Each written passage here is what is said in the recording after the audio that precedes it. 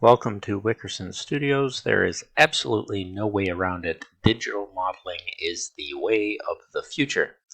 And to think about all the materials I've got my hand and my budget into to spend a couple $100 on Rhinoceros 3D and then get the Grasshopper app without even the plugins. So you could be doing this on Mac as well as Windows. What a simple exercise to memorize each and every node.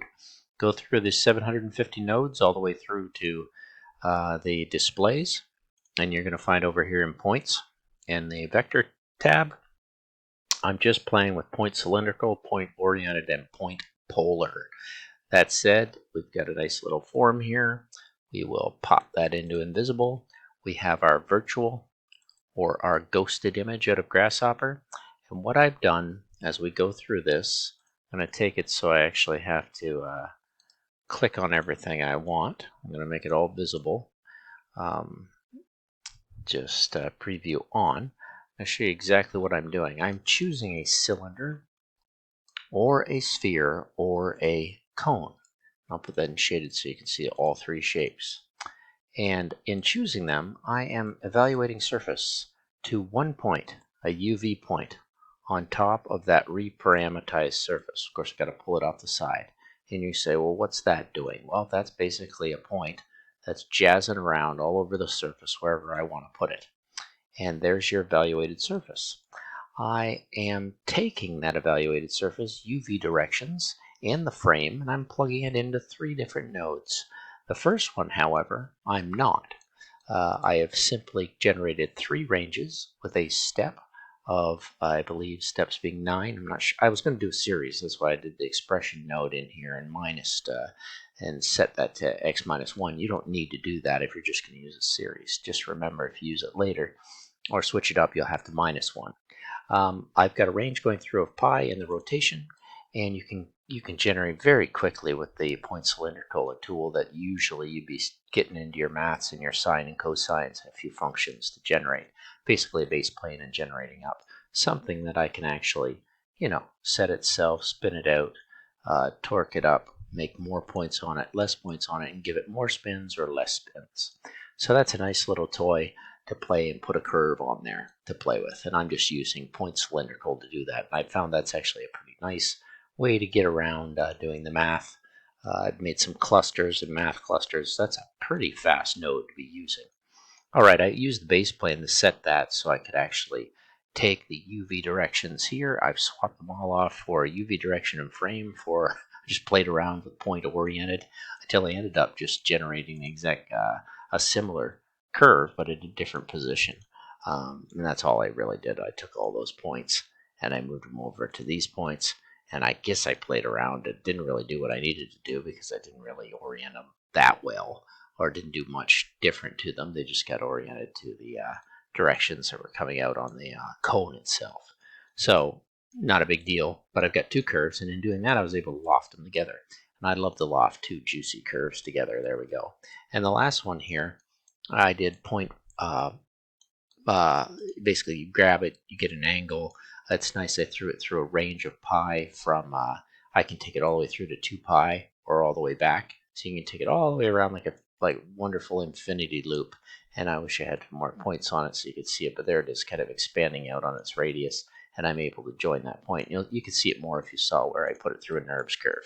So there's the actual tool, kind of making a pretty interesting form. And you're going to see I use that as a piece of sculpting metal pipe or pole, something I'd normally do in wax or material, and then bend it around and play with it. Well, I can do whatever I want here. So I've got my pipe, I've got my curved pipe, I've got my other curves that I can bring together into a loft. So this will be this will be piped. And I think that's all I do to that is I just take that over to a pipe, and there it is. And I can play with the different radius of that, and I can play with the shapes of that. No problem. I actually think I play a bit with the shape when I go into here. Yeah, I definitely get the orientation, can move it around because it's traveling around the surface of the cone wherever I want to put it. And if you quickly swap out all your data over to a sphere, you're going to change everything. Now you're swapping out on the surface of a sphere and getting all this crazy stuff. So really nice to be able to maneuver and not have to deal with gravity or materials or expenses or heat or you can be in a comfortable studio and you can start to model this way. And I think for all the architectural works that have been done and looked at through Grasshopper and Rhino, you'll see there's a lot of product design, there's a lot of other jewelry, there's tons of things that can have applications of this. I'm going to leave it on the cone and center it a bit. And that said, all I did was offset the surface of this one surface, which I brought around a little too far, but let's see, I've offset it over to here, so I have this surface and this surface. I took the edges, the 4 edges and the 4 edges, I grafted them both so I can have this set. You'll see there's a little botch there. Well, there's not too much, it's a little crimply because it's been offset from that curve. And put that together in a loft and you get all your sides all twisted and shaped. So when you grab them all, you get this, well actually when you grab the 3 here, you get this really nice cool smooth continuity in a box without too much funk, and you pair that with a nice little piece of material like that, and now we can leave everything, preview off, and we've got 2 objects that basically I can play with and manipulate and say, okay, I'm going to make some jewelry out of this, or I'm going to make a sculpture out of this, and I'm going to put it on all my windows so I can see where they actually connect up and start to touch. And I'll play with it until I get them in cahoots. And that's exactly what I'm going to do. And I like that little oval. It's nearly touching on that level. It's not touching there. If I zoom over here, it's still not there. I could thicken it. I could maybe take another base of that, which will pull it in and shrink the other one. Kind of crimps and kinks it a bit. But you're literally moving things around by wherever you tend to push this data. So there we go. Take that little swirl. I don't need too many twists there. I actually don't like too many. But if I brought it all the way around, I might be able to encompass and smack that right into that form. And there you go. Pull it off into here. Throw it into a little render. That's a little buried in the ground, so renders always look good with a bake. So grab in here and do your little bakey. And you can take that off at this point if you wanted to. And you've got a nice little sculpture that you've made without having to waste any money on materials. And there is some funk here, and that has turned in on itself, which is not what I want. So I'm taking that off. I'm going back into here, and I'm saying I don't like that loft with that awkwardness of what's happening there in those sides. I'm not happy with what's happening there. It's twisting and torquing a little too much. And I'm going to back off that and come back here. And that's where I said I don't like taking it through too much of range. Let's straighten that up so it's just a nice little curve like that. Go back in, grab our objects, do our bake again, and there it is. Leave it alone, and you've got a nice little object here that you could just send to the 3D printer, and if you're, the work's, it's meaninglessly, technically, and fundamentally necessary to get to know, to understand, because this is a very simple script running through. There's only some lists of lists in the end. With this dashed line, I'm using lists and some of this data, but mainly it's just single objects. And you should definitely, as a beginner, get into the habit of knowing all of these nodes, knowing how to plug in these objects. I'm just going to go here and pop in the other object. That's what it would look like if it was on the cylinder, and that's what it would look like if it was on the sphere. So actually I like that cylinder one, so what I'm going to do is jump back in. I'm going to grab another bake. I'm going to put it onto, well, I was going to put it onto another surface, but I didn't.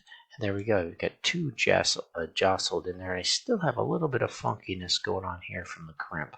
I'm not too happy with that. If I didn't like that one, I'd just get rid of it. And I've actually opened up one of the sides, and you can actually see how this thing is fabricated. What a wonderful mathematical tool to get in here. Start to play with your sides and decide what you want to do. Not too happy with any of that, but it's a rippling little kind of awkward tool.